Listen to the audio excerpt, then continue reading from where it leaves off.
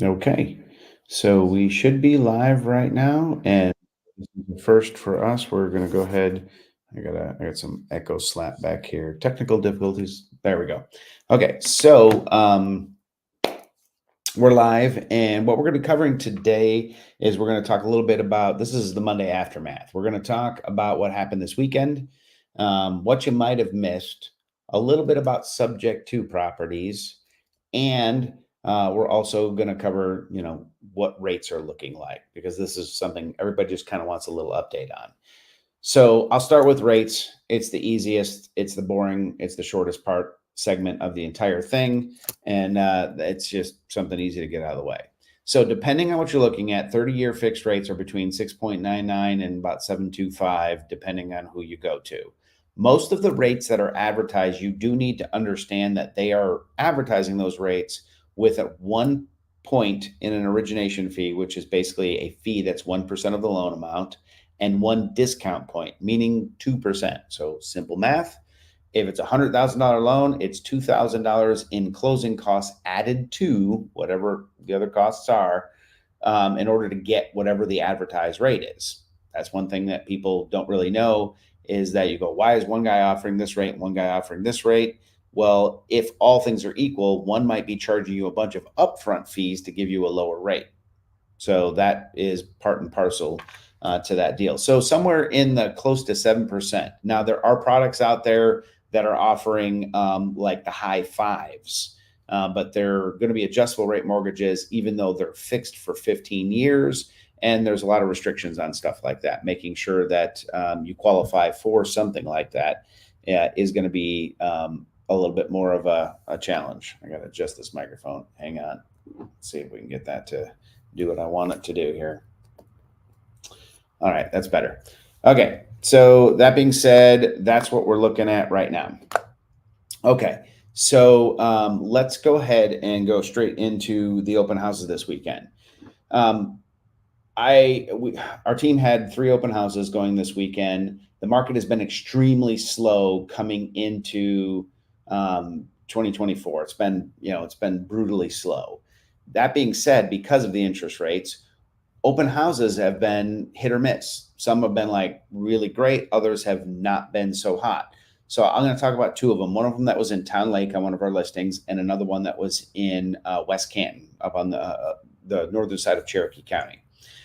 Both of those two open houses had more than 40 people go through them. That's an insane amount of people in an open house. That's what kind of numbers we were seeing typically in 2021, beginning and through the middle of 2022. As you do an open house, and sometimes you'd have 50, 60 people going through. So very, very busy. I actually worked one of these myself with my wife, Erin, and we were just literally kind of hustling to keep up with the amount of people that were at the house. One of the properties that we had listed received 11 offers, the one in Town Lake. Now, it's more of an entry level price point, but 11 offers is a lot of offers to have come in. So that's interesting. Um, it feels like if you were to take this just as a microcosm experience, that would tell you that the market is hot again, or we're coming into the spring market where things are going to click and move.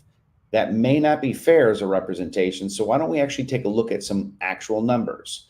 We've talked before about leading indicators and lagging indicators. What makes a market? As you as a consumer, what do you need to know from a market standpoint? Is it going to be like, crazy hair on fire where everybody's like, here, take all my money, take my family, take my children, let's just give me the house? Or is it going to be more like I've been sitting around for 6 months, nothing's happening, this is moving very slow for me? And the leading indicators are all these things like rates, economic conditions. We're in an election year, all these things that create we don't know, and we're trying to interpret the data. Well, there's that.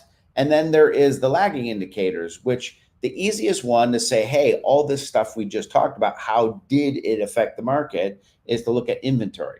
If inventory is climbing, that's how prices fall, right? You need more supply than you have demand. So let's take a look at the supply and the demand and kind of run those numbers, and let's see what it looks like. Okay. All right. So if I come into the wrong screen here. All right. So as we come into this, we're looking at, this is the FMLS, and this is how I typically look at stuff. So if I'm going to start with the Town Lake area, for example, I'll just go with 30189, which we all know is more than just the Town Lake area, but it gives you some good data anyway. If you click what's active down here, you're going to see 61 active listings. If we wanted to add the coming soon, we go to 62. So that's what's on the market in 30189. Now, if we want to see what's closed in the last 90 days is 85, right? And so then what I'm going to do is take some of my data. Let's see here. Boom, boom, boom. There's no noise. Good. All right. I'm going to take my data, and then we're going to I'm going to take the data, and then I'm going to go ahead and divide it. So I got 62 active listings. We have on the last 90 days, 85 have closed. Divide that by 62. That's 1.37 months worth of inventory that you can see on the market. 1.37 months. That's it.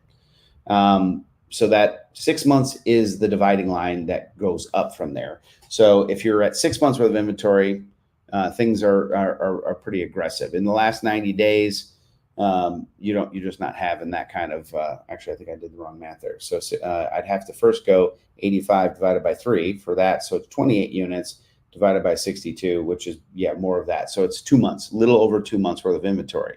So if I say, okay, well, let's look at Woodstock. We know we're at just over 2 months in Town Lake. So now we want to go into just Woodstock, which will cover a couple zip codes. Let's take a look there. We click it into Woodstock. We have 272 throughout Woodstock. We're going to divide that by 3 months. So that's 90 total. Now let's see what's active in all of Woodstock. So if we don't just go to one zip code, you have 187. All right. So if you take 187 and divide it by 90, you're at 2 months. So that is right at just over 2.07 months. So the data holds the same. So now we're going to back it out and check Cherokee County. Cherokee County, boom. Cherokee's live. Let's see. Active in Cherokee County, Georgia is 638. Let's write that down. I'll never remember it. 638. Let's go back to the screen. Take a look. 638. And then we're going to go to close in 90 days is 808. So 808 divided by 638 is 1.26 months. So you ended up with, if you look at Cherokee, they're closer to 1.25 months. Woodstock is closer to 2 months, but 6 months is the barrier where you start to see massive price depreciation. So this would line up with what we're seeing and what we experience as far as the open houses go. So my prediction right now is no market crash. We might be coming into a hot summer. If open houses continue to go like this, if price points continue to jump like this, that's what you're going to get. All right. So now we're moving on to the next segment where we're going to talk a little bit about subject to deals. Subject to is because interest rates were 3, 4, 5%. People are now making offers. Investors are coming in saying, we'd like to make an offer to buy your house at your asking price, and we'll pay the real estate commission to do so, but we're buying it subject to the existing mortgage. Now, what you need to know is that I believe almost without exception, majority of the mortgages that are currently in existence all have what's called a due on sale clause, meaning if I sell my property to you, I can sign a deed transferring the property. You now own it, even though there's a mortgage on it that I'm still responsible for. You can say, well, I'll make the payments on the mortgage for you. The bank has the right, because I sold the property to you, to call the loan due. So they can say, hey, we've noticed that you transferred title from Jason to Bill. And now that Bill owns the property, we're going to go ahead and say, you need to go ahead and pay us the $400,000 that's owed on the house right now. And that creates a problem, right? So that's what's called the due on sale clause. So investors love creativity. And one of the main vehicles is what's known as a trust.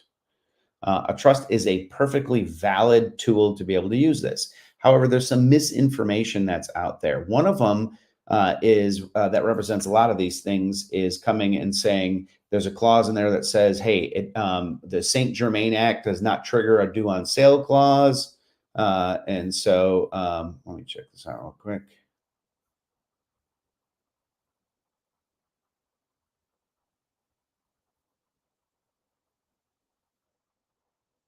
Okay. All right. Just getting messages incoming here. Okay. So we're going to go back off of that and come back to this. Boom, boom. Sorry about that. I'm receiving messages and I thought perhaps it was an important question, but I don't see it. Does it cost anything to transfer title? That is actually a great question. So I just had a question come in that says, does it cost anything to transfer title? The answer is it does cost something depending on how you transfer title. Now, that example I gave where I transferred title right at across the table from me to Bill, he'd have to record that. If I did a quick claim deed, there'd probably be just a small fee for the recording of that. But if there was money exchanged hands, then there would be a tax that goes in there that is so many dollars per $1,000 that you pay. That would be a recording tax fee for that transfer of title. So in other words, if he had actually paid me $400,000, in the case of a subject to, he hasn't actually paid me anything. He's just taken over my existing mortgage in this particular instance. And so let's talk about that St. Germain Act real quick. I'm going to actually switch screens here and bring this up for you. Okay. So one of the offers I received on one of our listings said, hey, my investor's buying in a trust. The St. Germain Act says when you transfer it into a trust, it doesn't trigger the due on sale clause. Well, that's partially true. And so first and foremost, we don't give legal advice. So you need to be clear on the fact that I'm not offering legal advice. You should probably go ask Thomas & Brown to get legal advice on this topic. However, it seemed that this agent was offering some type of legal advice, but it seemed to be very wrong legal advice. So I looked up the St. Germain Act. She actually included a link in it to this very Wikipedia page. So I went ahead and read it. It says, important consumer change was to allow anyone to place real estate consisting of one to four dwelling units into their own trust without triggering the due on sale clause. The due on sale clause allows lenders to foreclose on a current loan upon transfer to another. This greatly facilitates the use of trusts to pass the property to heirs and to minors. It also protects the property of the wealthy or risky owners against the possibility of future lawsuits and creditors because the trust owns the property, not the individual at the risk. The bill states a lender may not exercise its option to pursue the due on sale clause upon a transfer into an inter vivos trust in which the borrower is and remains the beneficiary, which does not relate to a transfer of the rights of the occupancy of the property. That's a lot of legal speak that sounds like what? Blah. Okay, so I have a trust. We put our properties into the trust. We are the beneficiaries of the trust. According to the St. Germain Act, this is my interpretation for informational purposes only, subject to review by my attorney. All right, now that I've said that, is that the due on sale clause will not be triggered because the trust is being used as an asset protection tool. And that's what this means. Now, if I sell it to Bill, or I put it in a trust and then transfer the beneficial interest to Bill, what I would love to ask an attorney is, does that constitute a transfer of the beneficial interest, which this no longer applies? So the due on sale clause would actually apply. So that's kind of one of my, I'll just call that one of my soapboxes that I like to get on, is when somebody uses facts that are accurate, but they're portrayed in a way because it's complicated language that it doesn't have any effect on you. It's yes, you can put it in a trust, and yes, that prevents that. By putting a property into a trust means they can't do a due on sale clause as long as you're not selling it. But if Bill comes with a trust and says, hey, this is Bill's trust. He wants to buy your property in a trust subject to, and he says, don't worry, they can't do a due on sale clause. I don't know that that's true based on what I read, right? So now I got to ask the closing attorney, hey, am I protected against a due on sale clause? Mark Brown probably would look at me and say, not based on what I'm looking at. And I might have to sign something saying I understand that. Now, that being said, I started in this industry as an investor, and I have never seen a bank trigger a due on sale clause simply because somebody else took it, as long as they were getting their payments. But it's not something I'm going to advise my clients to do, because if we sell to Bill, Bill seems like a nice guy. Hi, Bill. You're a great guy, Bill. We think this is fantastic. But what if Bill falls on hard times and he goes, let me think. I need to put groceries on the table for my kids, or I need to pay that guy's mortgage. He's probably going to put groceries on the table for his kid, and I'm on the hook for that, right? So I'm never going to advise a client, do that. Bill seems like a great guy. Trust him. Yay, Bill. So those are one of those things that you definitely, if you get an offer like that and you're a real estate agent, don't really give advice like that. Tell them to seek legal counsel. That's the right thing to do. And then if you do get something like that, say, I'd like to have one of the real estate attorneys, preferably the one that's on the contract, advise you on this topic before you sign this. So let's get them on the phone to talk about it. You're never going to hear me go, I think this is a good deal and you should do it, because it's somebody else's money. Now, if it were my deal, because I understand my own risks and I trust Bill, I may choose to do that knowing what the risks are, but I'm not going to advise anybody else to do it. So that's the soapbox for that. All right. So what did you miss this weekend? Our last particular segment of this wonderful journey. And let's see if I can actually pull this up on screen.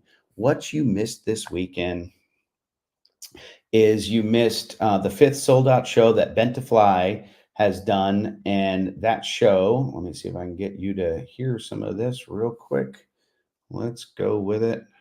And we'll go ahead and unmute this in 3, 2, 1.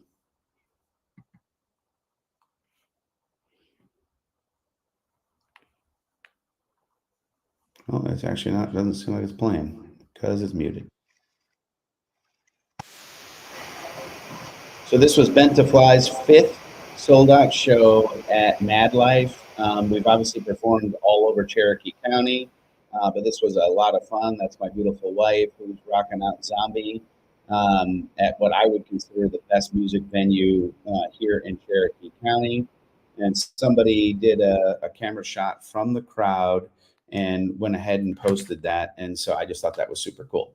So there are a lot of great music events that happen in Cherokee County. There's some great venues, a lot of places hosting full live bands, from Gustin's to Mad Life to smaller sets that you can see at like Pure on the rooftop, to the outside concert series that happens from Woodstock Arts that's across from Reformation in downtown Woodstock, and then even Canton at the Mill. There's just some great places. So I would encourage you to get out this weekend and look at some, find a live music venue. Look to see if there's a band that's playing music you like. Right now, what's really hot is, pure 80s music. Our particular band does 70s, 80s, and 90s. We lean more 90s, and then we pick some stuff like Led Zeppelin from the 70s and kind of bring the energy up on that type of stuff. But get out there and see something. If you happen to be in Cartersville this weekend, our band will actually be headlining the Cartersville Barbecue and Brews in downtown Cartersville. Bent to Fly will be there playing. I believe there's 3 other bands, although I'm not sure of the lineup. So that's it for today's live broadcast. We talked to you about the open houses. The spring market is here. So if if you're thinking about selling, you're thinking about buying, you may want to call, because we're seeing some things happen and it feels like change is in the air. So that's number 1. Number 2, subject to deals. If you've got a listing, it's been sitting, and you get one of these crazy offers, seek legal advice, because I'm not saying they're bad. I'm just saying that some of the information I got based on what was in writing, and I did actually talk to our closing attorney, and he actually agreed with my position. Just be informed, right, on that. So that's the open houses. We talked about the special events on this and current interest rates. the crazy products that are out there in the high fives, and everything rolling up to about 7.25 right now. The Fed has not shown any signs that they're going to lower rates anytime real soon. However, they still have a promise to do it this year. We will keep you up to date on this stuff. We hope you enjoyed, and we thank you for being on the live broadcast. We'll talk to you soon.